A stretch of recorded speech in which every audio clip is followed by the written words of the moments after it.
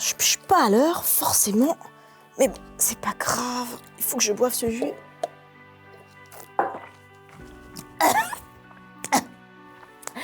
Et salut! Bienvenue dans la pensée du jour, une série spéciale pensée du jour. Et on va parler de détox. Seigneur, détoxe-moi.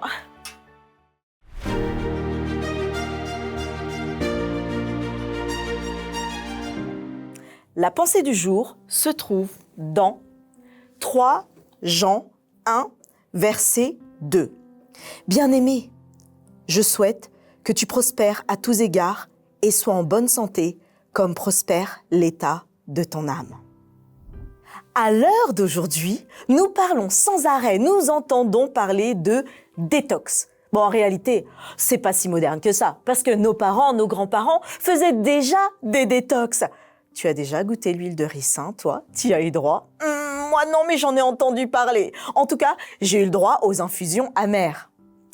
Ce mot détox viendrait de bien plus longtemps par désintoxiquer. Après, il y a eu détoxifier et est venu aujourd'hui le mot détoxer. Mais qu'est-ce qu'on entend par là? Détoxer, c'est retirer les toxines de son corps. C'est permettre à son corps d'être libéré des toxines qui nous empêcheraient de fonctionner, de réfléchir, de pouvoir mieux être en bonne santé, nous sentir mieux dans notre corps. Est-ce que ça s'appliquerait dans ma vie spirituelle? Y a-t-il des choses qui m'empêchent de pouvoir me sentir bien, apporter aux autres, être connecté avec Dieu, me sentir vraiment à ma place, à l'endroit où je dois être? Quand l'apôtre Jean nous dit « Bien-aimé, je souhaite que tu prospères comme prospère l'état de ton âme ». Notre âme a une influence sur tout notre corps. Quand nous sommes bien, notre corps suit. Nous arrivons à avoir des pensées constructives, nous arrivons à apporter à ceux autour de nous, nous arrivons à être motivés, peut-être pour faire du sport ou d'autres choses. Et durant toute cette semaine, nous verrons comment, justement, penser à cela, prendre soin de notre âme. Mais quand notre âme est fatiguée, désespérée, alors, et peut-être c'est le cas de certains aujourd'hui, alors tu sais à quel point cela te paralyse, te bloque, t'empêche de pouvoir réaliser ce que tu veux faire, voire parfois te met dans un tel état qui amène certains jusqu'au suicide. Mais il y a une bonne nouvelle. C'est un conseil que donnait l'apôtre Jean. Si on se rappelle dans leur contexte, ils étaient dans un contexte où ils essayaient de répandre l'évangile parmi des peuples qui n'avaient jamais entendu parler de Dieu. Ils n'avaient pas eu la Bible, eux. Ils ne savaient pas que ça existait, ils n'avaient pas entendu dans les médias. Ils n'avaient pas la pensée du jour qu'ils pouvaient transférer à tous ceux qu'ils aiment et tous ceux autour de leurs amis. C'était cette parole qui devait être communiquée. Donc ils arrivaient sur des terrains où ce Dieu n'était pas connu. Mais pour autant, ce n'est pas ça qui les décourageait. La fatigue devait être là, les maladies pour lesquelles il n'y avait pas de remède. Mais pour autant, il était important pour eux de se souvenir de cette parole. Et c'est pour ça que l'apôtre Jean leur redit. Bien-aimé, je souhaite que tu prospères comme prospère l'état de ton âme. Petite introspection pour aujourd'hui. Où en est l'état de ton âme? Et qu'est-ce que c'est l'âme au fait? Parce que j'ai les plus petits qui nous regardent. Salut les enfants. Qu'est-ce que c'est l'état de ton âme? L'âme, c'est cet être que tu as en toi.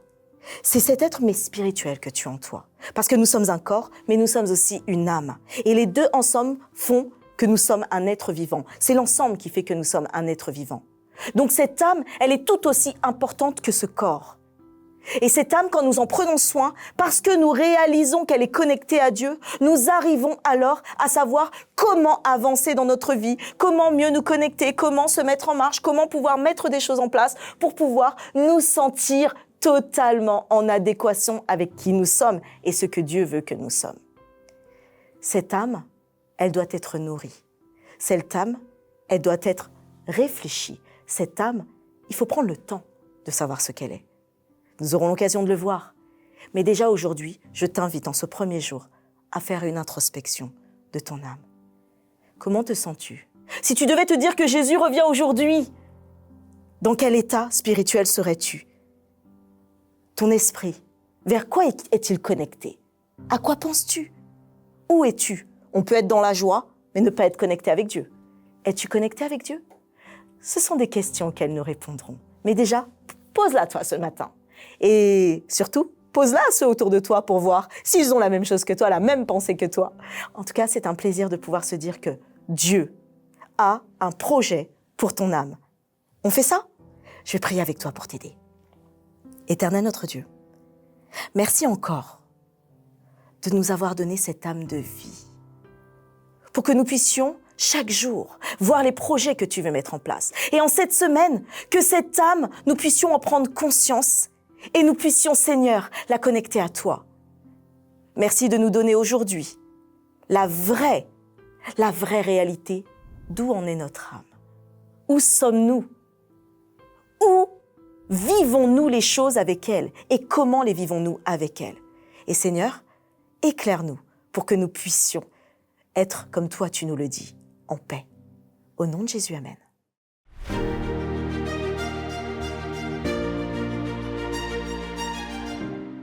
C'est toujours un plaisir de se retrouver. Et oui, cette semaine, nous sommes ensemble.